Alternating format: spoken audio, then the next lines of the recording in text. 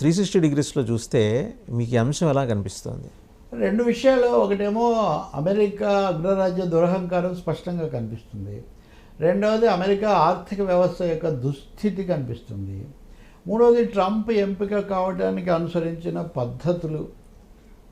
ఎందుకంటే ఒక బ్రేక్తో మళ్ళీ అధ్యక్షుడైన వాడు ఈయన రెండోవాడో మూడోవాడో 150 ఏళ్ళ అమెరికా చరిత్ర.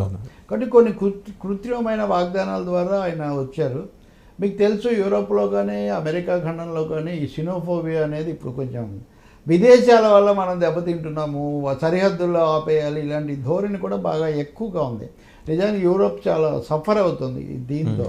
అక్కడ ఉన్న అధికారంలోకి వచ్చిన ప్రభుత్వాలు, మీరు ఫ్రాన్స్లో కూడా మెలోనియా ఇది చూసిన ఇదే పరిస్థితి చాలా చోట్ల.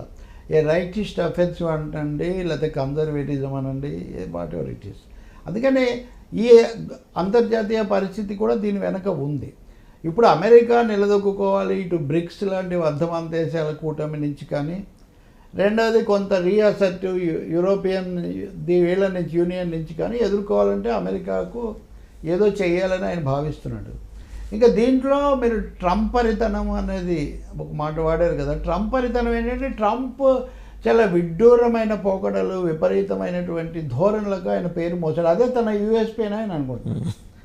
అలా నేను విడ్డూరంగా చేయకపోతే నన్ను ట్రంప్ అనుకోరేమని. అందుకే కనీసం కొన్ని సందర్భాల్లో ప్రపంచ దేశాల దౌత్య నియమావళిని, వ్యక్తిగతమైనటువంటి సంస్కారం, ఇట్లాంటి వాటిని కూడా ప్రశ్నార్థకం చేసే ధోరణులకు అలవాటు పడుతున్నాడు వాసుదేవ్. మీరు చూసారో లేదో ఈరోజు పత్రికల్లో ఉదాహరణకు పౌరసత్వం, పుట్టుకతో పౌరసత్వం అన్నది, అది అమెరికా ఒకటే, ఎక్కడ లేదు, ఎక్కడ 30 దేశాలు ఉందిరా మహానుభావ అంటే కూడా ఎక్కడా లేదని ఆయన మంత్రం చెప్తున్నాడు.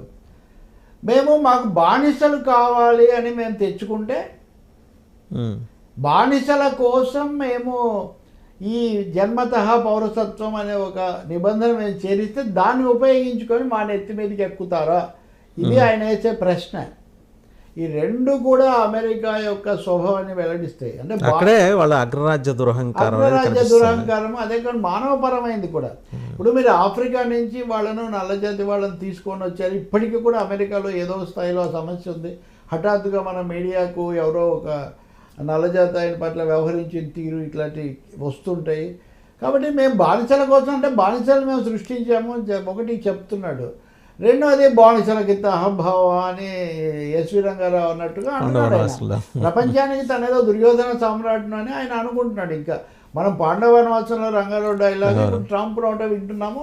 మేము మిమ్మల్ని బానిసలుగా ఉండాలని తెచ్చుకున్నాం, కానీ మీరేంట్రా, మీరు పౌరసత్వం మాతో సమానం అంటున్నారు అని ఆయన ఒక విధంగా ప్రపంచ నాగరికతను ప్రశ్నిస్తున్నారు.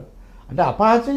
మీరేంటి పడి ఉండాలి బానిసలు. కానీ దీన్ని బహుశా నేను అనుకుంటాను దేశాలతో, సరిహద్దులతో, జాతీయతలతో సంబంధం లేకుండా మిగిలిన అన్ని దేశాలు, ఏ దేశం ఆత్మగౌరవం కలిగిన ఏ దేశం కూడా ఆమోదించకూడని అవమానకరమైనటువంటి ధోరణిది. దీన్ని తప్పకుండా ప్రతిఘటించాల్సిందే.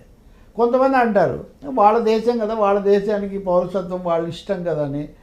అదే రెండో విషయమేమో మీరు ఇన్ని రోజులు ఉండనిచ్చినందుకు కాకుండా ఇప్పుడు ఎందుకు తప్పుపడతారు, ఇట్లాంటి రకరకాల ఇవి మాట్లాడుతుంటారు.